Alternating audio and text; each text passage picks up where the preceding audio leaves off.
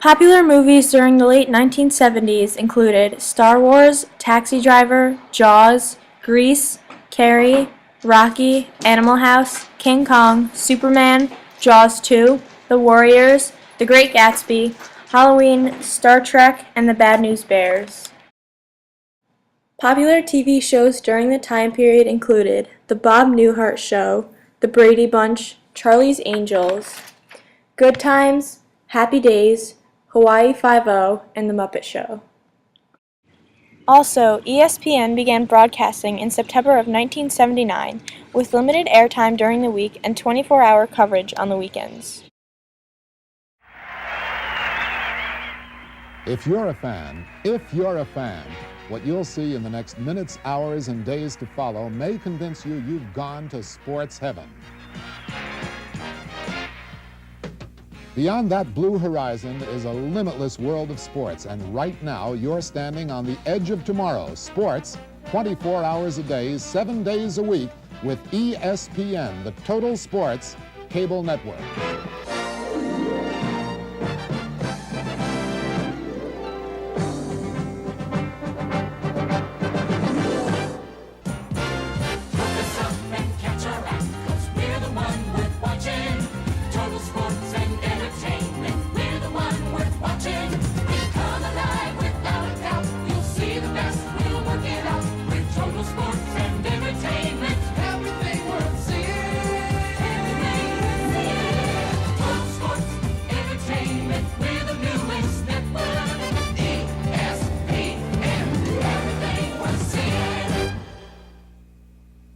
Yea, verily, a sampler of wonders. Hi, I'm Lee Leonard, welcoming you to Bristol, Connecticut, 110 miles from New York City. Why Bristol? Because here in Bristol is where all the sports action is as of right now. And we're just minutes away from the first event on the ESPN schedule. That's the 1979 NCAA College Football Preview. And then we're going to follow that with a doubleheader of games. 2 of the Professional Slow Pitch League World Series games will be seen tonight. Now, softball is one of those rare sports that everybody knows something about. Why? Because we all play it on Sunday when we drink a little beer. Now, here's another innovation on ESPN, and it's going to be a big part of our future. The Sports Center with George Grand. He'll have the latest on what's happening all around. George? Thanks, Lee, and welcome everyone to the ESPN Sports Center. During the time period, CB radios, or citizens band radios, were two-way communication devices which were especially used during the energy crisis of 1973 to 1974, when gas prices increased and speed limits decreased. SBs were widely used by the general public. CB radios were one of the many pop culture fads during the mid to late 1970s. They are often associated with truck drivers who used them to warn others of police traps. Citron reporting. As 1979 is coming to a close, we at WXE News have decided to do a decade in review. Let's see all about the big events that have happened these past few years.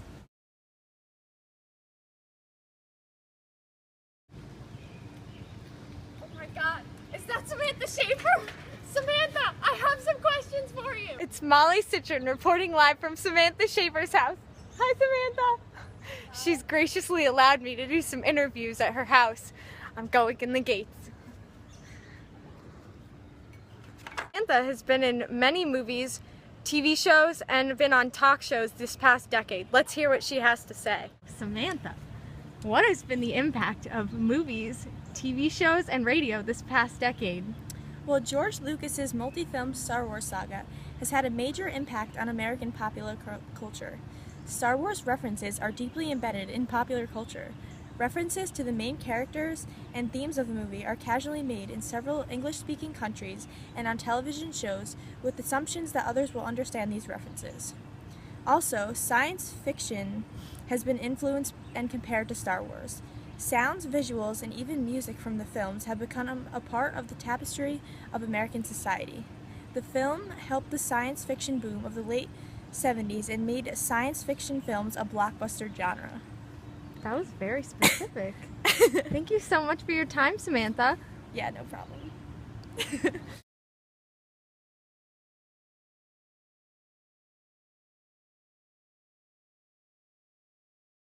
here with critically acclaimed dance instructor Samantha Schaefer, and I'm going to see if she'll answer questions to help us out with our half-decade in review. Let's see what she has to say. I'm going to now go ask Sam a few questions. She looks really concentrated.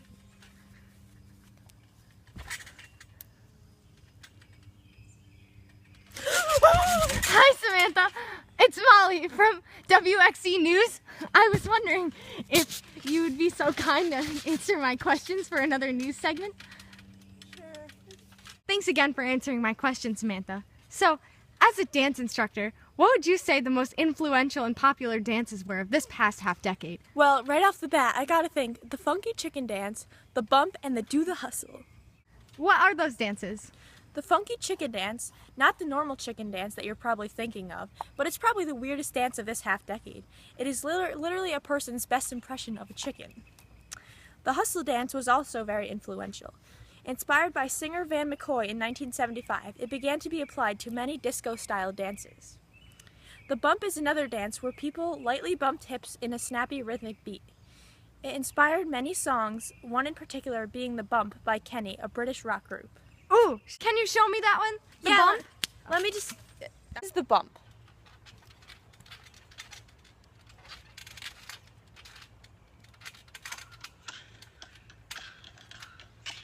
This is fun.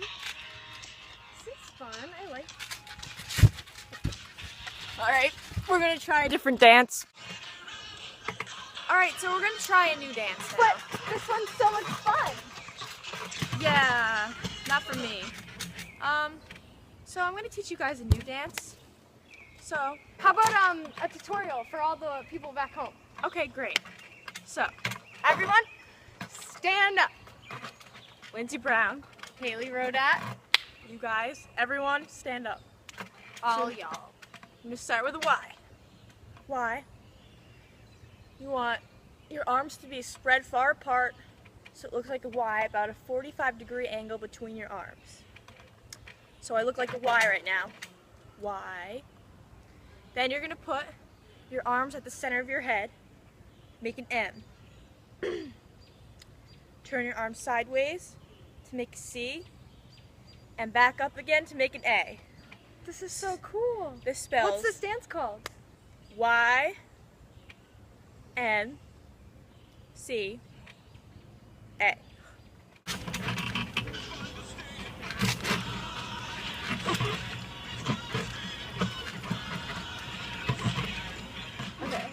Wait, let's see that again.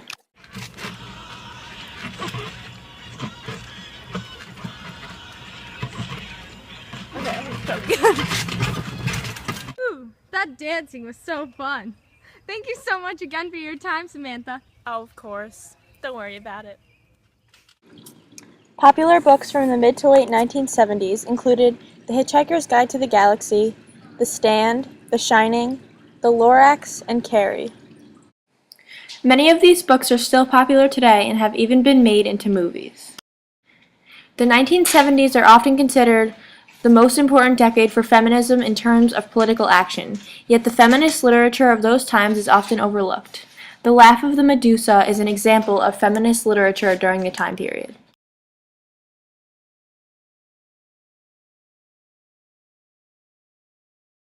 In the 1970s, there were many new movements within the art world. There were three new significant changes in art during the 70s decade: post-minimalism, lyrical abstraction, and fluxus. Post-minimalism was all about incorporating different types of materials such as industrial, like steel and other metals, raw materials, found objects, and repetition within the art itself. Eva Hess's sculptures demonstrate post-minimalism well with her pieces such as these. Lyrical abstraction was another change in the art world. This is similar to abstract expressionism in the sense that there is a lot of freedom in the usage of paint, texture, and surface drawn on. Fluxus was extremely popular until the end of the 1970s. After the death of George Macunis in 1978, an artist famous for using fluxus in his paintings, it seemed to be used less often in art culture. Fluxus, which is from the Latin word that means to flow, is a technique used by artists for blending different artistic media and other disciplines into the artwork. Dick Higgins first coined the term fluxus in an essay he wrote. An example of fluxus today, in today's world, would be visual poetry such as these. New technologies had a major impact on society. Post-it notes were invented by Arthur Fry in 1974, as well as liposuction by Dr. Giorgio Fischer. The first inkjet printer was invented in 1976, as was the first artificial heart invented by Dr. Robert K. Jarvik. The first cell phone was invented in 1979, along with the Walkman and the first pair of rollerblades.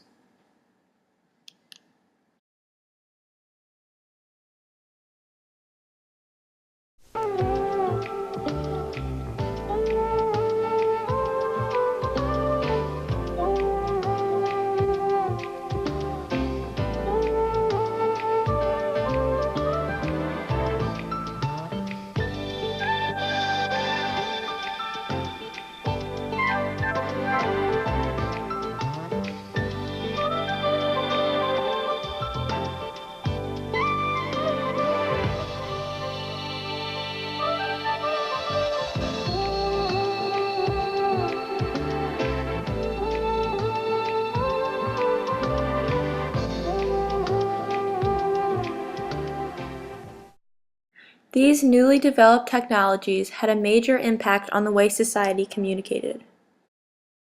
There were many important events in the 1970s. Here's a look at the top 5.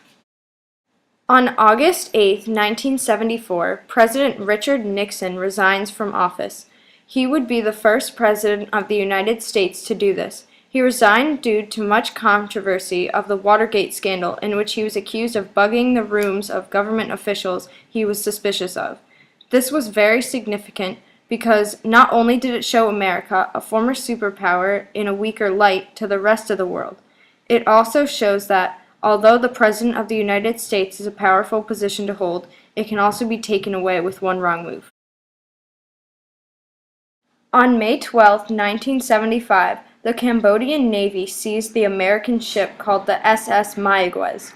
This also showed the United States did not have a great ally support and further weakened their image as a superpower. The U.S. responded quickly to resolve the matter and got their ship back. However, the U.S. suffered losses in this battle and many people were wounded. In November of 1975, Gerald Ford loaned $2.3 billion in a bailout to New York City. This was a huge amount of money to be spent at this time for the government. This added significantly to the U.S. debt because it used so much money to bail out New York. It also opened the doors for many big companies to request bailouts, such as the banks in recent years. On November 18, 1978, the Jonestown Massacre occurred.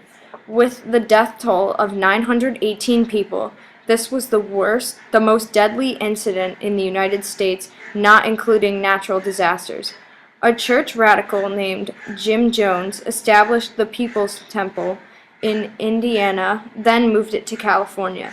People moved to his compound in Guyana, a South American town, and called the Jonestown Compound. The living conditions were terrible, and many were worked to death. People tried to leave and were killed ultimately, including a U.S. congressman, by being forced to commit suicide by drinking poisoned juice. Something like this had never happened before, and it was a terrible tragedy. Finally, Beverly Johnson became the first black model to be on the cover of Vogue magazine in August of 1974. This had never been done before and is significant because it broke through many racial barriers and paved the way for more equality between races in the United States. I brought Samantha Schaefer here to our studio to sign off. I'm Molly Citron, and I'm Samantha Schaefer. Thanks for watching. hope you enjoy. Night.